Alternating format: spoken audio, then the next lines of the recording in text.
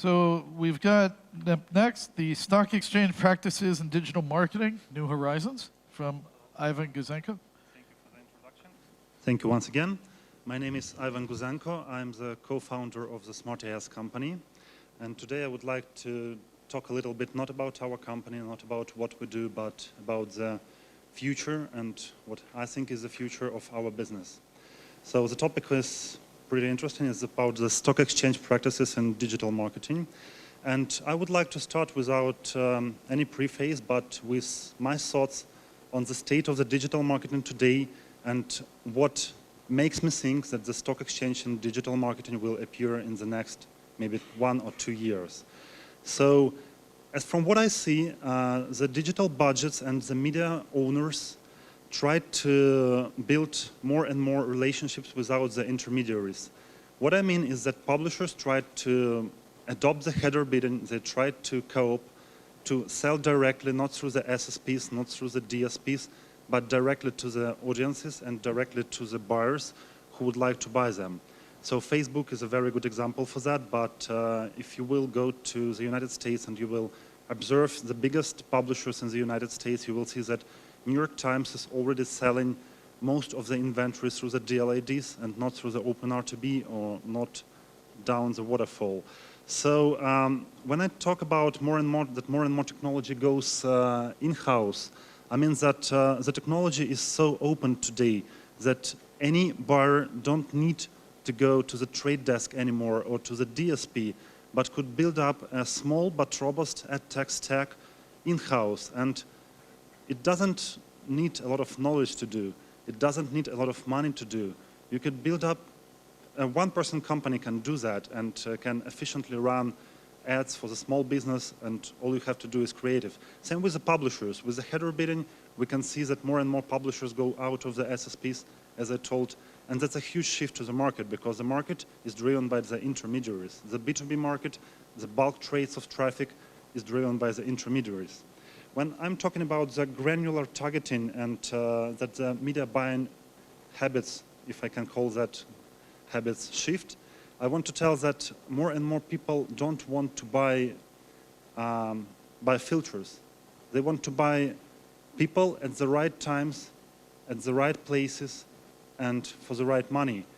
When I buy audiences, I buy 2 different people in the morning and in the evening. And advertisers understand that and want to pay money for that. There are a lot of problems and opportunities in our Adtech market. And the rapid growth of the technology is a problem because the market is sliced. What I mean by sliced is that the market is not adopting the technology as fast as it should. How many of you know that the data is used efficiently nowadays? I know a couple of companies who do really good with the data, but maybe 90% of the companies are still buying through the spreadsheets and through the IOs. I don't tell that it's bad or if that is good, but what I hear from inside of the industry, that it's very hard for the people to teach, especially to teach the newcomers, all the Adtech stack that could be used and that must be used today. Speaking about the data providers, it's a huge problem as well, because if you try to take, let's say, 3 mainstream DMPs and compare the results, compare the segment rules they make, you will see that the audience segments are built very differently, and that one DMP will show you that it's a female, another DMP will show you that it's a child. How we can prove it? There is not such a way to make it right now. It's not transparent at all. And it's a big problem and opportunity as well. So I believe that the first DMP, which will be open sourced and which will explain the algorithms, explain how the data gets deprecated, will win this market. And of course, the highly demanded audiences are overpriced. That's true as well. And that's maybe the key thought of mine, because all of us want to get any or some result out of the ads. I'm not talking about branding. I'm talking about performance and engagement. If you want to buy engaged and performing audiences, you have to fight for them, because you will have a lot of brands who are doing the same. You will have a lot of brands who are buying these audiences at the beginning of the year, and you won't be able to reach them. So what's the big idea? The big idea is to build a kind of a derivative market between publishers and the advertisers. And I will stop a little bit here to explain what I mean. So derivatives in this particular case are the futures and the options. Who of you, I'm not sure how many people here are familiar with these terms, but the very basic idea in very simple words.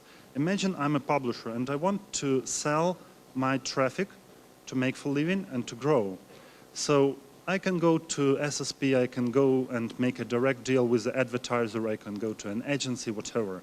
But what I can make and what is an opportunity for me is to gather the best audience I can reach, gather the best data about this audience, and try to sell it at the beginning of the year, possibly, or at the comfortable moment as a derivative, as an obligation to deliver this audience by the end of the year, for example, to Coca-Cola or to whoever, or to deliver this audience at the sweet spot moment, as I call it. So what I do, I don't sell traffic, I sell an obligation to deliver this audience to you as an advertiser. And it doesn't matter what kind of obligation it could be, whether it's a put option or it's a futures or another kind of a derivative I could issue. The idea is that I could issue that and I could put it into my strategy that could really empower the publishers. So the idea is a bit complex, but I think that we shouldn't do it as complex as the stock markets do that. We should make it industry-driven, meaning that our industry is very, collaborating, let me put it like that. We all talk to each other.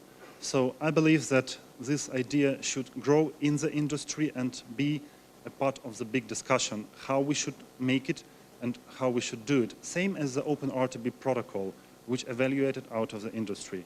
The benefits are obvious. It could work with any media type, doesn't matter if it's native, if it's mobile, if it's desktop or video, or something which will appear next. The principle is very simple. You issue these papers and you sell them either by yourself or by the broker, making the value of your property, of your media property higher, and giving the advertiser an opportunity to secure the best audiences at the moment that it's needed. So it's easy to build up. It will create the new market which will double the existing. And I want to point on that because it's a market over an existing market, which will have a lot of speculation, of course, which will bring up new technologies, new algorithms, but the Adtech market is huge. And if it doubles it, it will give a lot of, hands to work.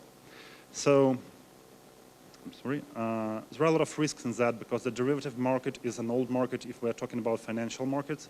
And the typical problems that happen there might come to this industry. It doesn't mean that we shouldn't do that because the stock market is doing pretty well and a lot of practices of how to secure against these risks could be taken from there. A lot of consulting could be taken from there. So the database derivatives take the same risks as the data providers give us right now. The same that I was discussing with you before that the data is not obvious. So we should consider that as well.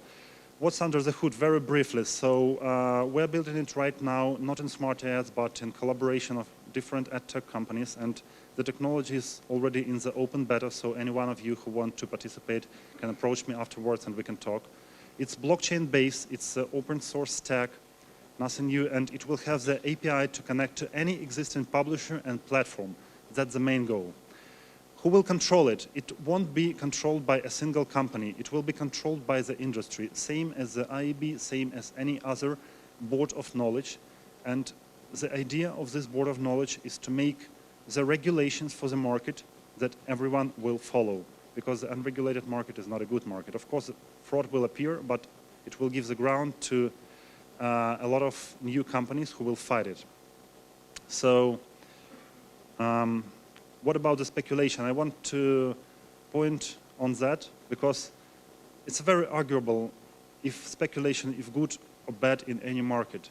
Speaking about the speculation, I mean any type of operations, of market operations, when people try to resell something to get a higher margin.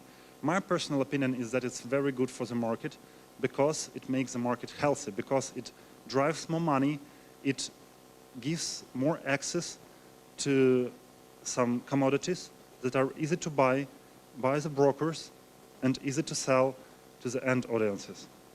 It boosts up the technology because any speculation involves algorithms, and it gives both publishers and advertisers great benefits. Imagine publishers can speculate on their own inventory they've issued the futures for. How much money could that make? So that's the idea. I'm running out of time, so thank you all for this presentation. I hope that I gave you some interesting thoughts, and you can reach me in any social network or personally. Thank you.